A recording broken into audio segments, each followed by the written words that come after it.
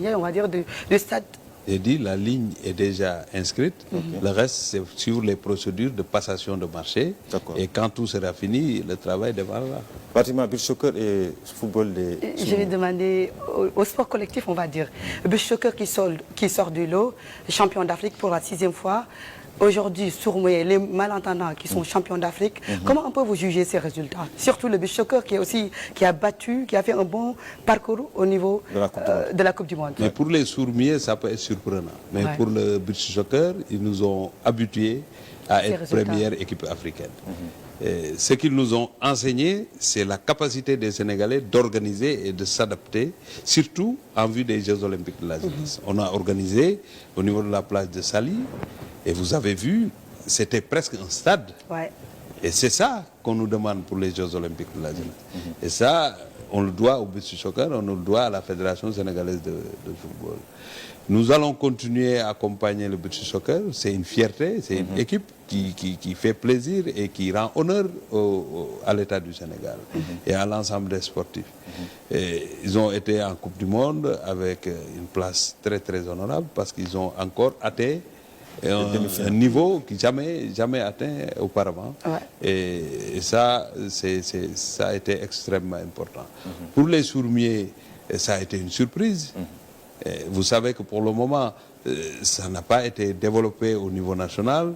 Ils le faisaient sans faire du bruit. Mais aujourd'hui, nous sommes rendus compte qu'ils ont fait un excellent travail.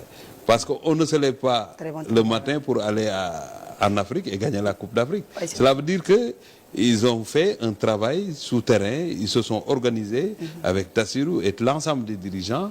Et le chef de l'État les a aidés parce que ce n'était pas inscrit dans les compétitions internationales. Mais sur instruction du chef de l'État, avec son appui, ils sont parvenus à aller au Kenya et décrocher cette Coupe d'Afrique des Nations. Nous espérons que ça va stimuler l'équipe nationale A pour qu'eux aussi reviennent avec le trophée continental. Mais le chef de l'État en a profité. Dans sa vision, dans sa vision pour ce pays, il lutte contre l'injustice. Il veut l'inclusion dans tout ce qu'on fait, dans même la gestion des affaires publiques. Et aujourd'hui, avec la réception de cette équipe-là, les décorations et l'appui qu'il a apporté à ces jeunes-là montrent effectivement que le Sénégal est indivisible. Nous avons les mêmes droits et les mêmes devoirs. Il n'y a pas un problème d'handicap ou ce qui tienne. Le chef de l'État, en tout cas, a montré encore une fois la voie. Et nous voudrons, au nom du monde sportif, rendre hommage au président Macky Sall pour ce geste très très important. Et après cette prise aussi, cette réception, à Daman, nous avons suivi aussi cette injustice aussi qui a été réparée.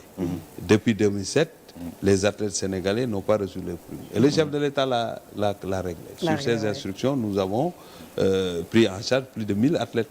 Il nous reste peut-être quelques oublis et ce qu'on va régler. La fédération de karaté m'a appelé pour me dire que Fatima, tu en fais partie. Ah voilà, tu vois. Depuis 2007. Tu as déjà perçu? Non, je ne suis pas encore perçu. Mais il te dira...